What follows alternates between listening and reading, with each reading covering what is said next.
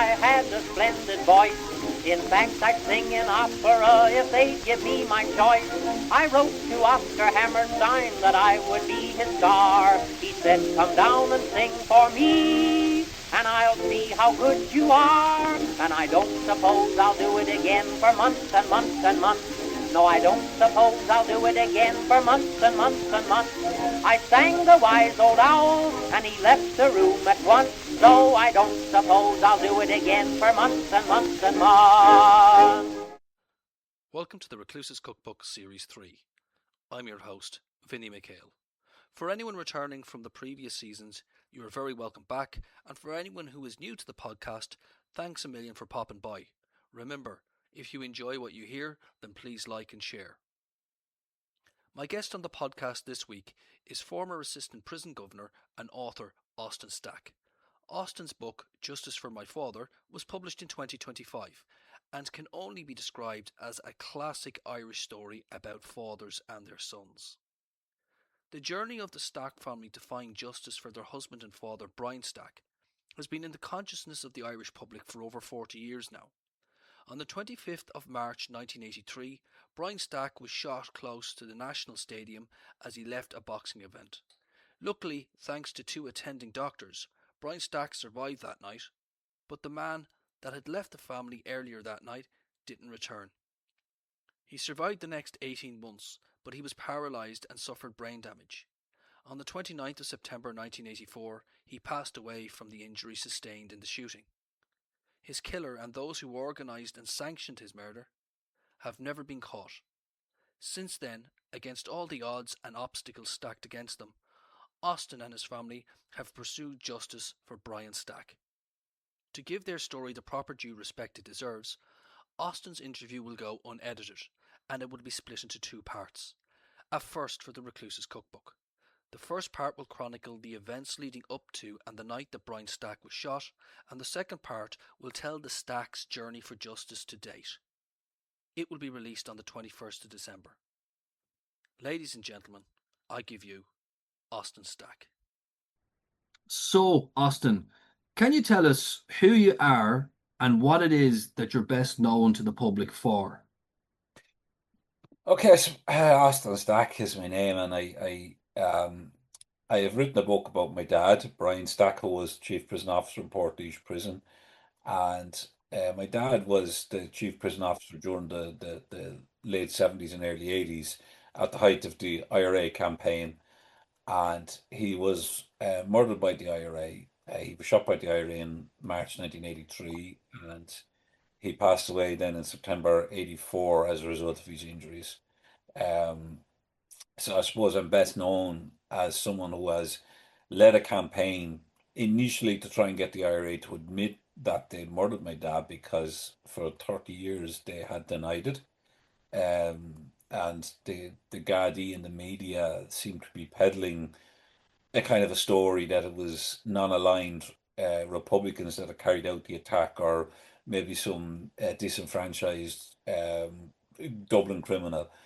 And I knew that just in my heart and soul that wasn't the case from, joining the dots in my own head. And the case had gone nowhere. And around 2007, a journalist called Barry Cummins wrote a book on unsolved murders, and we had no information from the Gardaí between 1984 and 2007, and Barry had got a look at the file from a friendly Garda, and there was a lot of stuff on that file that we were made aware of, and I suppose that opened up doors for us. And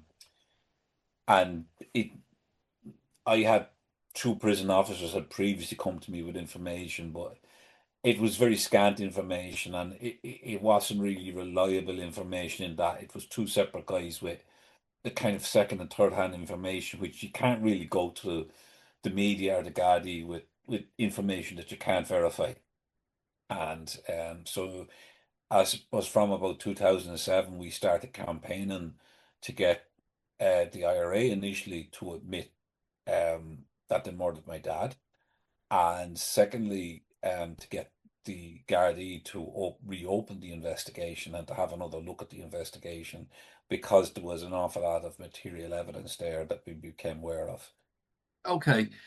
So can you take us back? What was it like growing up in the Stack households? Will you tell us a little bit about your dad? Because I never met your dad, but from reading your book, which is a wonderful read, Justice for My Father, um, there's a Brian Stack in every community. Can you tell us a little bit more about your dad? Yeah, I see, my dad was, I suppose, he came from a separated, he was born in 1935 and came from a separated family in 1930s Ireland. I suppose wasn't, it would have been big news in Portlaoise, because Portlaoise was a small community at the time. And I suppose he would have been someone that would have, maybe himself and his brother, he often said, encountered a bit of bullying and that.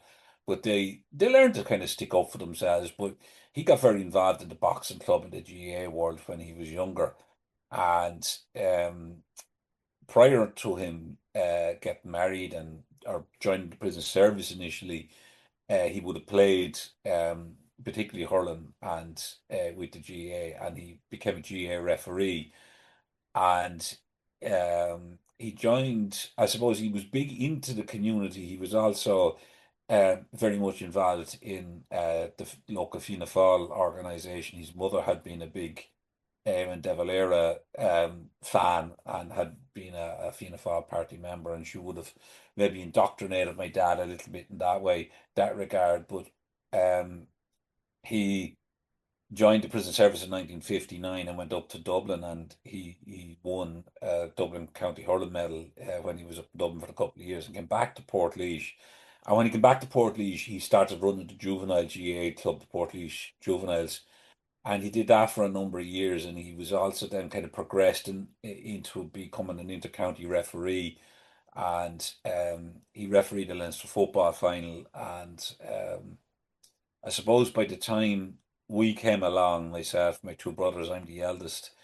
Um, my mother was kind of getting on his case a little bit about being away every Sunday refereeing matches, so he gave that up. But as we got a little bit older, he started. The boxing club had been defunct for a couple of years, and himself and a couple of other guys got the boxing club back up and running, and he became secretary of the boxing club, and he was again an international referee and judge. And when we were kids, it was like you had the GA season during the summer, and then you had the boxing season during the winter. And we would be trooped off everywhere in the car. Like, you had boxing training on Tuesday and Thursday nights, and there'd be a boxing tournament on the Saturday. During the summer, pretty much the same routine. You'd have Tuesday and Thursdays to be training, and then be a match on the weekend. And my dad was always involved in that, bringing carloads of kids everywhere. And he was just he was, because Portlaoise was so small at the time, he was very well known in the town, and he was respected as someone that was kind of a fellow with wisdom and stuff like that. And he always was helping guys. I remember, like, there was a guy in Portlaoise at the time. To join the prison, you had to have Irish. There was an oral Irish exam you had to Hmm. pass. The same with all the public servants, but for the prison one, there was an older guy in Portlaoise who used to tutor the lads. And when he passed away, my dad took on that job.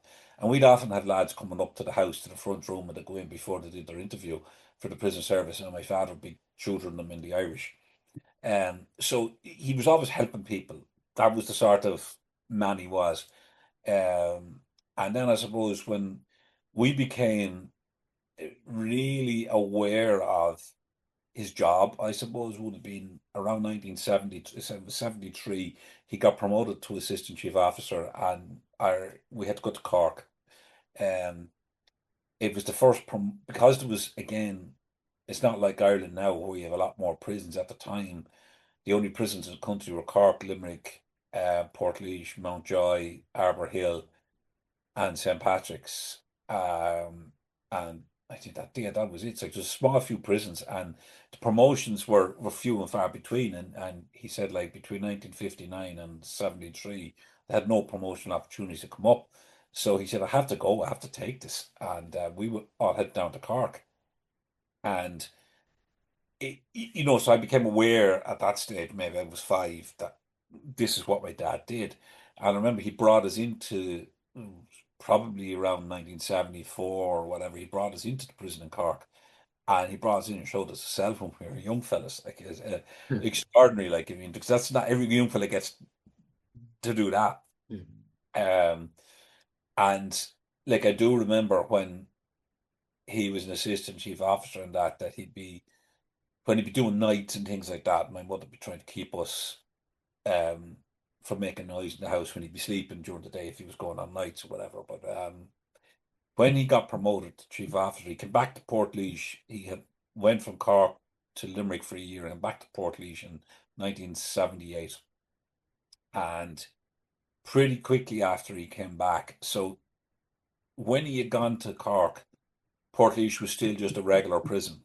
Okay. And in 1973, after the helicopter breakout of Seamus Toomey and Kevin Mallon and JP O'Hagan from Mountjoy, the state decided that they needed to have a maximum security prison and they picked Portlaoise for that. And so when he came back in 1978, he came back to a much different Portlaoise prison than the one that he had left.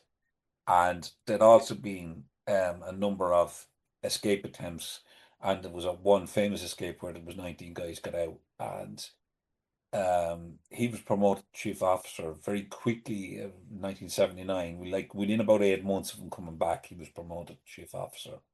You brought us on very nicely there, Austin. I think, could you remind the listeners to the political climate in the country at that particular time? Because this wasn't like you mentioned the escape from Mountjoy, but this just wasn't like I suppose, criminals who were jumping the wall. Something very specific was going on, and this was the reason why Portlaoise was reinvigorated into what it is now today, which is the maximum security prison in Ireland.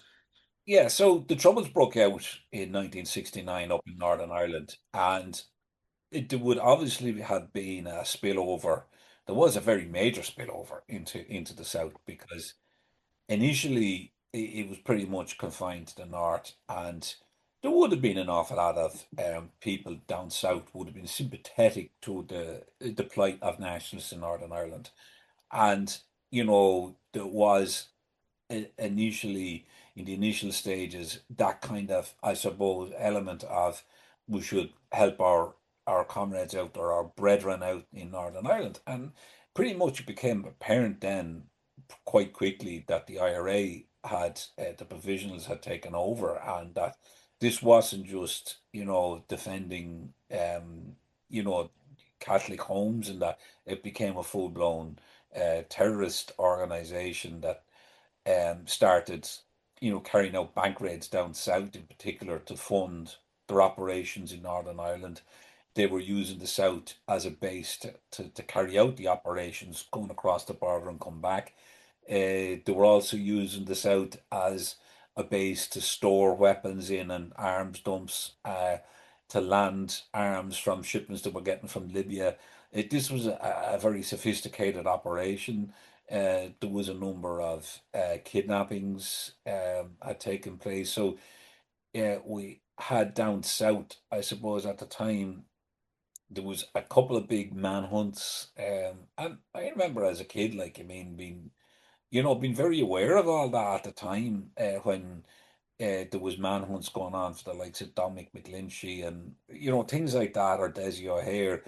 And, the whole thing had erupted. And where Portlaoise became prominent was that the Irish state were reluctant to extradite people to Northern Ireland from the political sensitivities of being seen to extradite people across the border into the hands of the British judicial system, which had been shown up and down to have not treated Irish people, the likes of the Birmingham Six and the Guildford Four, uh, with any sense of justice. So, there was that element of we're not extraditing, but at the same time, I suppose there was a clause in our extradition law which said that if for political reasons, if it was a political act, that they couldn't be extradited. And some of the judges took that literally and refused to extradite. A lot of cases there was documentation wasn't correct. And I know in the case of Dominic McGinty, he was extradited, and then the case collapsed, and they extradited him back down here. So there was a whole mishmash of stuff. And the way the state got around it was the Criminal Law Jurisdiction Act, which allowed the state here to try guys for crimes that they committed in Northern Ireland. So a lot of the IRA guys were on the run down south. So if they were captured down south, and there could be a case made for something that they did in the north, they were put on trial down here in the Special Criminal Court here, and witnesses would come down from Northern Ireland and give the evidence. And so that's how Portlaoise became quite full at the time. So Portlaoise at the time then, the IRA prisoners and the INLA prisoners saw themselves as prisoners of war. And prisoners of war will always try, they feel it's their duty to escape and attempt to escape. And in the early couple of years between 73 and 78, there was a number of escape attempts tried. There was one escape attempt where they blew a hole in the wall and they were running out, and the army started shooting. The army were based along the roof of Portlaoise prison, and they shot over the heads of the prisoners, and it was a ricochet, and an IRA prisoner was killed, and the prisoners kind of gave up. There was another one where they blew a hole again, and 19 guys got out, and they dispersed all over the place. A lot of them were caught quite quickly afterwards, but it showed that the IRA were capable of getting Semtex in particular into the prison. And when my dad took over as chief officer, he had to, as his job was to try and stem this essentially, and the security was definitely up. Like, I mean, my dad was very good at his job. He was able to break into Portlaoise prison in the middle of the night. I put it that way. The most secure prison in Europe, he was breaking in the middle of the night to make sure that the staff were doing their job, that there was nobody asleep. Okay. And he was extremely security conscious. And the one thing to say, during his tenure as chief officer, there was no attempted escapes and there was no escapes. And that is because he was good at his job. And what the one thing that the IRA needed to do, they were trying to effect an escape from the maze in Northern Ireland and Portlaoise in 1983 as a massive PR coup. And they tried to do the two escapes. But the problem they had was they did the escape in the maze in September 83. And the problem they had in Portlaoise was my dad. And they suspected he had a mole within the IRA telling them stuff for the first thing. And they also would have known because there was a particular gate, which was the last gate before you got to the main gate. And my dad religiously changed the lock on that gate once a month. Okay. But he also changed the lock on that gate whenever his informant told him that the IRA lads had a key. Now, the IRA lads were getting a copy of the key off a man who was the deputy governor at the time in Portlaoise. He was in the pay of the IRA. And, I've written that in the book. That man is deceased now. That evidence has been, the Gardaí have corroborated that, journalists have corroborated that, IRA people that I've spoken to. That is nothing that I say or that I write about. I can't be backed up, essentially. But they needed to take my dad out, okay? And so they, in March, 25th of March, 83, he was at the national boxing finals in Dublin. And he went up with five men who were all on the committee of the boxing club. And one of the guy that was driving Joe, his son Christy was there as well. As you can imagine, they were all packed into Joe's car. It was a good few of them packed into the car. But my dad had a particular interest in the guy that won the heavyweight final that year. He was from my grandmother's hometown down in Tipperary, and my dad had promoted this guy's cause when he got his first Ireland cap, and he won his first senior title that night. And my dad went back into the dressing room to congratulate him because the heavyweight final is always the last one of the night, and the rest of them went back to the car. And then as he walked back to the car, a guy came up behind him and shot him in the back of the neck. A motorbike came along. The shooter got up in the back of the motorbike and drove away. Okay. Two doctors came out of the stadium, and they were Belfast guys, and they would have been very used to field hospital techniques from everything that was going on up in Belfast. And they realised pretty quickly to save my dad's life, they needed to do what's known as an emergency tracheotomy, where they cut out a hole in the windpipe and insert the tube into it. And they did that, and that kind of saved his life on the night. And he was taken away to the Meath Hospital, and he was there for in a coma for 6 months, and then they transferred him to the National Rehab Centre in Dunleary. And when he came out of his coma, he was paralysed from the neck down, and he was extremely badly brain damaged. Now, he was a child. But on the night in question, I have been able to figure out that there was at least 6 very senior IRA individuals either in the stadium or just outside the stadium. Okay. The individual who organized the attack on my dad was the adjutant of the Southern Brigade of the IRA at the time. He was an individual who had been expelled from Belfast in the early 70s over allegations that he had interfered with a child. And he was exiled to France.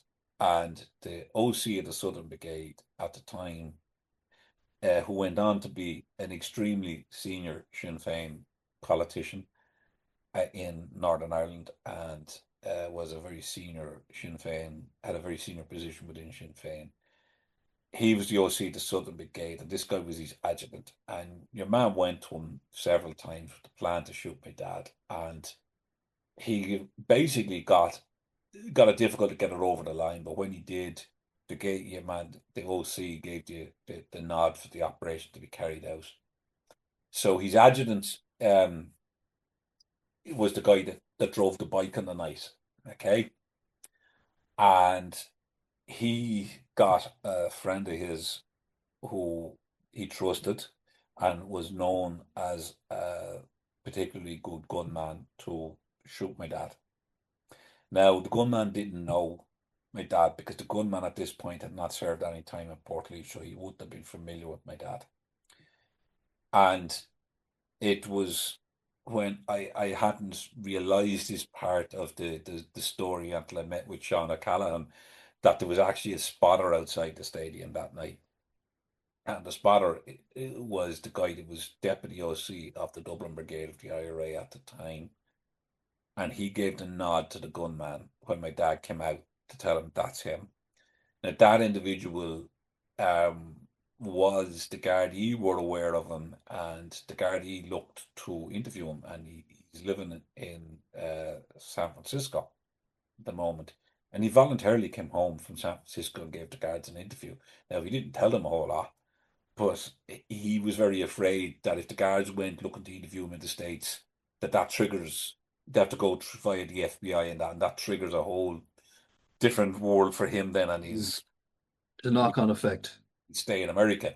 But the peculiar thing was that afterwards, this is a good number of years, this is only in the last maybe 5 years, I became aware that the OC of the Dublin Brigade was actually inside in the stadium with 2 senior IRA members from the Short Strand in Belfast. And that information actually came from that individual himself. He actually his wanted in relation to the Jerry McCabe murder. He gave the sanction for that bank raid in Adair. He's in Spain. He mysteriously got away with, he was caught with €1 million worth of cigarettes, and the charges all disappeared. He then was there was an allegation made that he had raped a girl in Dublin, and the guards went out to interview him.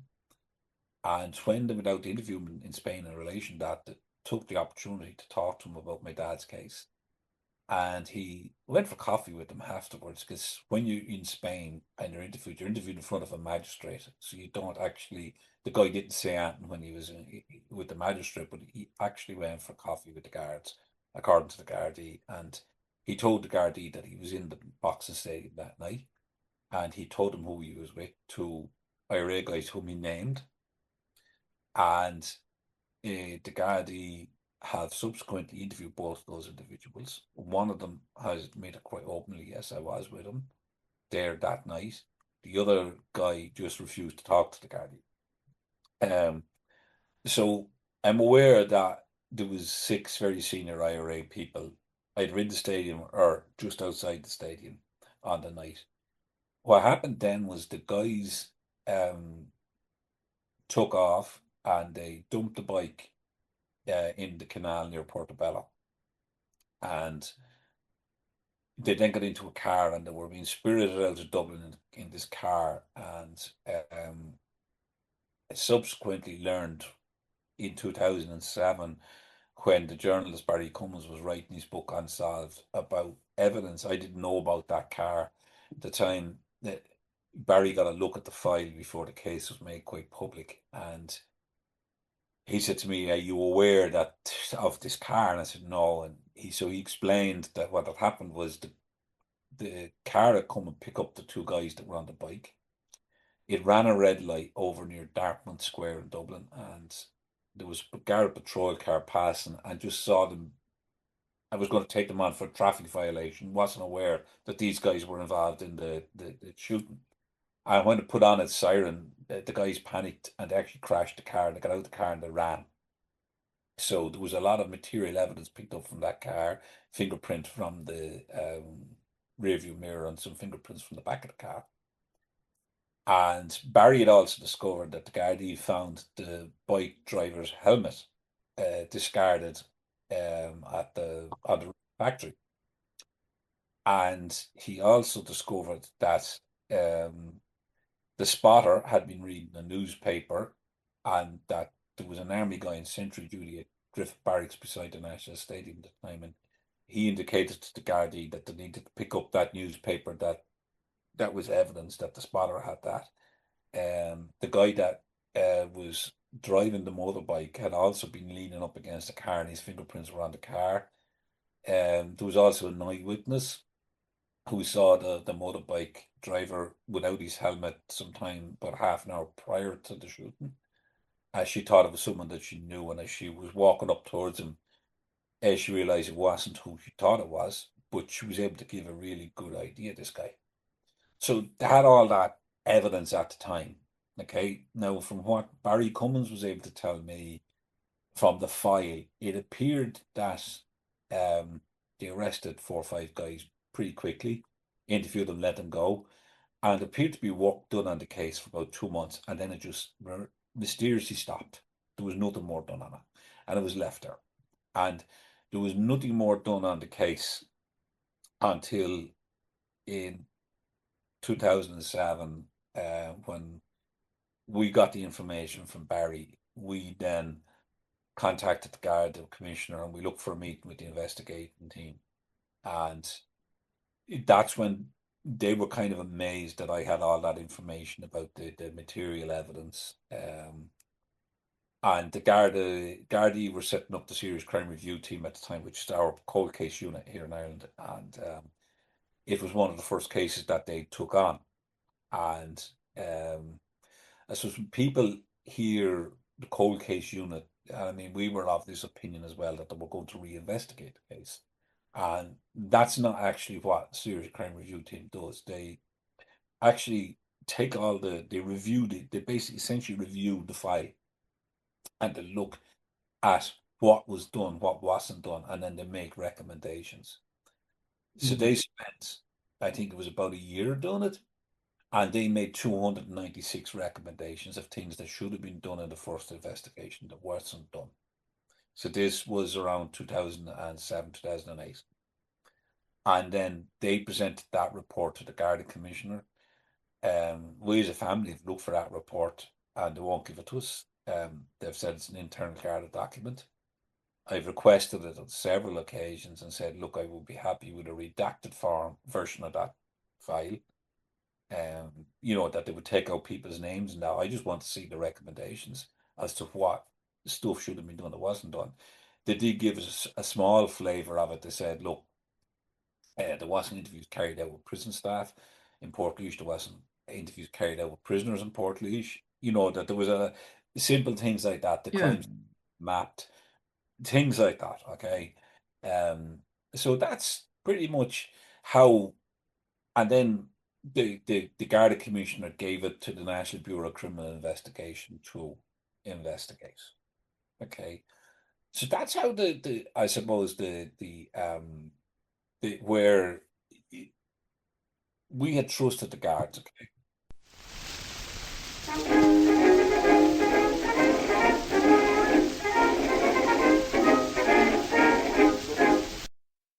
That concludes the first part of Austin's interview. The second part of this astonishing story will be released on the 21st of December. I hope you will join us then. In the meantime, please check out the links below. Thank you for listening. Until next time.